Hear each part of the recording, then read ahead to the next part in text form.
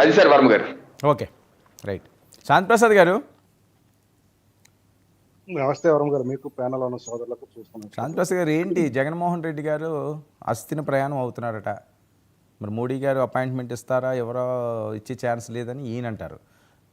ఆయన వెళ్ళేది రాష్ట్ర సమస్యల కోసం మాట్లాడడానికి, మోడీ గారిని కలిసిన, అమిత్ షా గారిని కలిసిన, కేంద్ర మంత్రులు కలిసినని బతిమాలడం కానీ, నన్ను కాపాడడానికి కానీ, కాళ్ళపై పడ్డం అన్నది కానీ ఆ నైజం ఎప్పుడూ జగన్మోహన్ రెడ్డి గారికి లేదు. ఆయన సింహంలాగే ఉంటాడు, ఆయన ఎవరికి భయపడ్డని.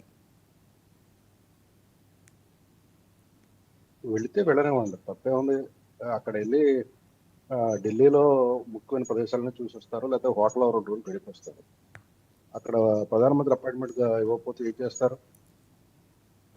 అంతకు మించి ఏం చేసేది లేదు. గతంలో వెళ్ళారు, వచ్చారు. ఏదో సామెత ఉంటుంది కదా, ఆయన పలానా దానికి వెళ్ళాడు వచ్చాడు అన్నట్టుగా. ఏ రోజైనా ఎందుకు వెళ్ళాడు, ఎందుకు వచ్చాడు అనే దాని మీద ప్రెస్ మీట్ పెట్టారా? పెట్టలేదు కదా, ఇప్పుడు కూడా పెట్టడు. ఆయనకి అపాయింట్మెంట్ ఇవ్వటానికి ప్రస్తుతం అతను ప్రతిపక్ష నేత కూడా కాదు. ప్రతిపక్ష నేత అంటే క్యాబినెట్ హోదానే ఉంటుంది, అపాయింట్మెంట్ అడగడానికి ఉంటుంది. కేవలం విపక్ష నేత. ప్రతిపక్ష నేతకి విపక్ష నేతకి చాలా తేడా ఉంటుంది. కాబట్టి ఆయన విపక్ష నేత మాత్రమే.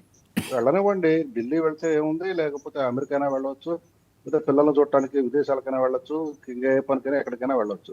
ఆయనకున్న స్వేచ్ఛను మనం ఎందుకు కాదంటాం? అయితే ఒకరి కాడు పట్టుకుంటే మోడీ గారు లొంగిపోతారు, వాళ్ళ నెత్తిపై పెట్టుకుంటారని ఎవడని అనుకుంటే, మేము మోడీ గారు మనస్తత్వం తెలిసిన వాళ్ళుగా మేమైతే అంగీకరించము. అయితే గతంలో బెయిల్ కోసం అయితే ఒకరి దగ్గరికి పంపించారు, అప్పుడు బెయిల్ వచ్చింది 16 నెలల తర్వాత. అది మటుకి అందరికీ తెలిసిన బహిరంగ రహస్యమే. వెళతారు, వెళ్ళనివ్వండి, మనకెందుకు కానీ. వాళ్ళు ఇంకా మా రాష్ట్ర ప్రభుత్వంలో మేము చేసే పనుల గురించి కానీ ఇంకా ఇతరత్ర విషయాలు కానీ అడగండి. ఎందుకు పదే పదే జగన్నామ స్మరణ చేస్తారో మాకు అర్థం కాదు. ప్రజలు తీసేసి పక్కన పడేసిన దాన్ని మీరు ప్రతిరోజు ఆయన గురించి డిస్కస్ చేయమంటారు, మాకు ఆయన గురించి చెప్పమంటారు. మాకు ఇది తలనొప్పి వ్యవహారం అయిపోయింది. ఓకే, సరే. అంటే రఫ్ ఆడించేస్తానంటున్నారు పవన్ కళ్యాణ్ గారు. ఆయన క్యాజువల్ గా చెప్పిన దాన్ని మీరు ఏదో సినిమాటిక్ మోడ్ లో చెప్పపాకండి. చూస్తూ ఊరుకోము, అట్లా చేసే వాళ్ళని అన్నారు. ఇప్పుడు ఎవరో ఈ మధ్య ఒక మాట మాట్లాడారు, మా కృష్ణా జిల్లాలోనే పోలీసుల దగ్గరికి వచ్చినప్పటికి ఏమయ్యారు, హైకోర్టుకు పోయారు, హైకోర్టు నుంచి రక్షణ తీసుకున్నారు. అట్లానే ఉంటది.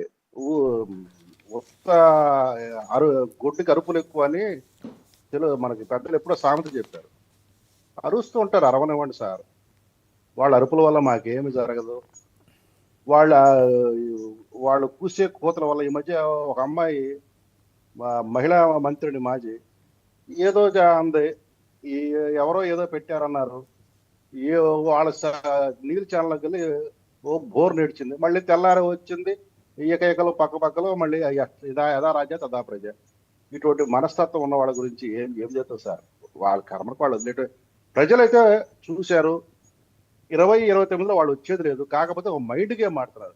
ఆ మైండ్ గేమ్ ఏంటంటే, ఇదిగో మేము వచ్చేస్తున్నాం, ఇదిగో మేము వచ్చేస్తున్నాం. ఈ మైండ్ గేమ్ల వల్ల ఏమి చాలదు. అందుకనే పవన్ కళ్యాణ్ మీరు రావాలి కదా, మేము రానివ్వాలి కదా అని ఆయన స్పష్టంగా చెప్పారు. ఈ కూటమి 10 నుంచి 15 ఏళ్ల పాటు ఉంటుంది, ఎటువంటి అప్రచారంగా సాగుతూ, ఎటువంటి ఇబ్బందులు లేకుండా, అరమరికలు లేకుండా సాగుతుందని చెప్పారు. మిమ్మల్ని రానిచ్చే పరిస్థితి ప్రజలు కూడా రానివ్వరు. ఇప్పుడు మీ వాచాలత్వం, మీ నోటి దుర్గంధం చూసిన తర్వాత ప్రజలు ఇంకా మిమ్మల్ని ఆశ్రయించుకుంటున్నారు. అసలు 11 కూడా ఎందుకు ఇచ్చామనే ఆలోచనలోకి వచ్చినట్టున్నారు. చూద్దాం, రేపు స్థానిక సంస్థ ఎన్నికలు వస్తాయి, అప్పుడు చూద్దాం. ఎందుకు ముందు నుంచే సామెత ఉంటుంది చూసారా, బస్కిలు తీసి ఇవన్నీ తీసి రారా తొడ కొట్టుకోవడం ఎందుకు? నిజంగా గోదావరి దిగినప్పుడు అప్పుడు చూద్దాం ఎవరు బలం ఎంతో, ప్రజల ఆశీర్వాదం ఎట్టుంటుందో. కాదు, బరిలోకి దిగి చూపించమని ఈయన సవాల్ విసరను ఇప్పుడు పవన్ కళ్యాణ్ గారు. అంటే ఇప్పుడు ఏం బరిలు ఉన్నాయి? నీ తాటాకి చెప్పలకి ఇక్కడ ఎవడో విలేకరు అడిగిన ప్రశ్నకి ఆయన సమాధానం చెప్పండి సార్. ఆయన అంతా ఆయన స్వయంగా పూసుకొని చెప్పలా. విలేకరులు పలు ప్రశ్నలు అడుగుతారు, అడిగిన ప్రశ్నకి ఆయన సమాధానం చెప్పి తోషతలు పారేశాడు. చెప్పకపోతే ఒక తగాదా, మీతో చెప్తే ఒక తగాదా. సరే, ఓకే. టీఆర్పీలు కావాలా? కాదండి, ఆ రోజా గారు కూడా హెచ్చరిస్తున్నారు, బయట తెలియజేయండి. సరేలేండి, గుర్తింపు లేని వాళ్ళు గుర్తింపు కోసం 4 తప్పులు పెడతారు. గుర్తింపు కోసమా? హైదరాబాద్ కాదు ఈసారి మరి? వీళ్ళు కానీ అధికారంలోకి వస్తే అమెరికా వెళ్ళిపోవాలట. అవును, నగరం నుంచి చెన్నై పారిపోవాలా ఎలక్షన్లు అయిపోగానే. ఉమ్. ఇప్పుడు ఆమె ఒక మాట మాట్లాడింది, ఆ మాటకి అర్థం నేను వివరించి చెప్తే చాలా సంస్కారహీనంగా ఉంటది. ఎంత అసలు ఆమెకు ఆ అర్థం తెలిస్తే ఆ నోటి వాచాలతో మాట్లాడదు. గాలి నా కొడుకుల ఎమ్మెల్యేలందరూ అంటే వాళ్ళందరూ నీ కొడుకులనే. గాలి నా కొడుకులు ఎక్కువైపోయినారు రాష్ట్రంలో ఎమ్మెల్యేలు. మీరు తెలుసుకోవాల్సింది రాష్ట్రంలో ఉన్న తెలుగుదేశం పార్టీ జనసేన నాయకులు తెలుసుకోవాలి. ఇప్పుడే అంటే హైదరాబాద్ కు పారిపోయే వాళ్ళు రేపు జగనన్న ప్రభుత్వం వస్తే వీళ్ళు హైదరాబాద్ గారు అమెరికాకు పారిపోతారు. ఆ రోజు మిమ్మల్ని కాపాడటానికి సర్లేండి, ఆపేసండి ఆ సోది ఎందుకు మాకు.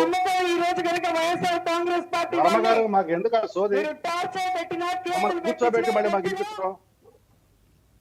మీ గురించే మాట్లాడుతున్నారండి, మెన్షన్ చేసి మరీ మాట్లాడుతున్నారు. మీకు అవసరం లేదా? సార్ నేను ఒక మాట చెప్పనా, ఉమ్. కాదు మీరు రెచ్చగొట్టారు కాబట్టి ఒక మాట చెప్తాను. ఉమ్. మీరు రెచ్చగొట్టారు కాబట్టి నేను ఒక మాట చెప్తాను. నా కొడుకులు అంది వెరీ గుడ్. చంద్రబాబు నాయుడు గారు నీ కొడుకేనా? నారా లోకేష్ గారు నీ కొడుకేనా? రాజశేఖర రెడ్డి కొడుకు జగన్ రెడ్డి కూడా నీ కొడుకేనా? వాళ్ళంతా ఎమ్మెల్యేలు. ఇప్పుడు ఈ ఎమ్మెల్యేలు గాలి కింద నా కొడుకులు అంది అంటే ఏమవుతావు అసలు? నీకు అర్థం తెలుస్తుంది దానికి? వావి వరుసలు ఉంటాయా? దాన్ని నిజంగా అర్థాలు తీస్తే, సామాన్య ప్రజలు అర్థాలు తీయడం మొదలెడితే వావి వరుసలు ఉంటాయా? అసలు ఆ పదానికి అర్థం తెలిస్తే అసలు అంత సంస్కారహీనంగా ఎట్లా మాట్లాడతావు? నీకు నువ్వు ఆలోచించుకోవాలి. ఎందుకంటే మేము చెప్పడం సభ్యత కాదు, పద్ధతి కాదు. కానీ అనవసరంగా నువ్వు మమ్మల్ని రెచ్చగొట్టి ఈ రకంగా కామెంట్లు చేస్తున్నావు వర్మ, చాలా తప్పది. మేము రెచ్చగొట్టడం ఏంటండి? మాట్లాడింది మళ్ళీ ఆవిడ శ్రీకాంత్ బాధపడతాడు. జనసేన దాని నిజమైన టీడీపీ అర్థం అని కాదండి, ఆవిడ చెప్పు. మెన్షన్ నేను చేసింది నిజమైన ఏంటి? అర్థం వినండి చెప్పాలా? వినండి, ఒక్క నిమిషం వినండి. కాదు వర్మ నేను వినండి. నిజమైన అర్థం చెప్పాలా? శాంతిప్రసాద్ నిజమైన వినాలి అర్థం చెప్పాలా నేను? ఒకటి నిజమైన అర్థం చెప్తే ఒక ఇప్పుడు మా శ్రీకాంత్ చాలా బాధపడతాడు. ఉమ్. అంత నిగూఢమైన అర్థం ఉంది అందులో. ఓకే శ్రీకాంత్ గారు ఎందుకంటే ఏంటండి అంత మనం నిగూఢమైన అర్థం? మన సంస్కారంగా- శాంతిప్రసాద్ మన అయిపోయింది. శాంతిప్రసాద్ గారు సంస్కారంగా కంక్లూడ్ కాబట్టి- చేయండి, చెప్తాను. ఉమ్. కాదు, మన సంస్కారం ఉండాలి కాబట్టి మనం ఎంతటితో వదిలేద్దాం. ఓకే, ఆ ఓకే. ఏదో ఉంది, రైట్. దాన్ని మళ్ళీ మీరు డిబేట్ లో వేసి రైట్, మళ్ళీ రైట్. డిబేట్ శాంతిప్రసాద్ లో- గారు శాంతిప్రసాద్ గారు సంస్కారం నుంచి మాట్లాడుతా అంటే వినాలి. సాక్షాత్తు హోంమంత్రి ఏమన్నారో తెలుసా? మహిళను, జగన్మోహన్ రెడ్డి గారు వాళ్ళ అమ్మను, భారతమ్మను భారతమ్మ అంటే వాళ్ళ నాయన వీళ్ళకి ఏం కావాలా? విజయమ్మను విజయమ్మ అంటున్నాం, వీళ్ళ నాయన అదే వాళ్ళకి ఏం అర్థం కావాలా? తీసుకోవాలి ఇప్పుడు. దీన్ని అదే దీన్ని ఎలా అర్థం చెప్తారు తీసుకుంటే మీరు? అంటున్నా. చంద్రబాబు నాయుడు కొడుకు అయితే మీరు దీన్ని ఎలా లోకేష్ కూడా చెప్తారు? కొడుకు అవుతాడా? ఎవరు అలాగే మాట్లాడినా తప్పే అని ఇప్పుడు చెప్పండి. తెలిసి ఏంటున్నా? లోకేష్ గారు ఎవరు తండ్రి మాట్లాడినా గారు తప్పే ఇది. చంద్రబాబు నాయుడు గారు, మీరు ఏదో ఒక చంద్రబాబు నాయుడు రకంగా తండ్రి ఆమెను కొత్తూరు నాయుడు గారు. మాట్లాడడం అనేది తప్పు. మరి ఎవరు ఇద్దరు మాట్లాడినా కొడుకులు తప్పే అంటే ఇది. మరి దాని అర్థం ఉండండి, ఏమవుతుంది? శాంతిప్రసాద్. సరే సరే ఒక్క నిమిషం శాంతిప్రసాద్ లాస్ట్ దాకా గారు వదిలేండి. వినండి, మీరు చెప్పింది విన్నారు కదా, ఆయన ఉండండి, చెప్పింది వినండి, మళ్ళీ మీకు ఇస్తాను. ఇప్పుడు నాయుడు గారు, మన నాయుడు గారు కూడా చంద్రబాబు నాయుడు గారి గురించి పాపం మాట్లాడాలని అంటే తహతహలు ఆడుతూ ఉంటారు. అంటే వారు అడిగిన క్వశ్చన్ కు సమాధానం చెప్పకుండా ఊరికే జగన్మోహన్ రెడ్డి గారి కేసులు అనేది. అంటే నేను ఇప్పుడు ఏం చెప్పాలా? చంద్రబాబు నాయుడు గారు 18 కేసులు ఇంతవరకు స్టే మీద ఉన్నారు, ఈ రోజు ఒక కేసు మీద బెయిల్ మీద ఉన్నారు, నేను చెప్పాలి. అంటే ఇది తెలియజేయాలని రాష్ట్ర ప్రజలకు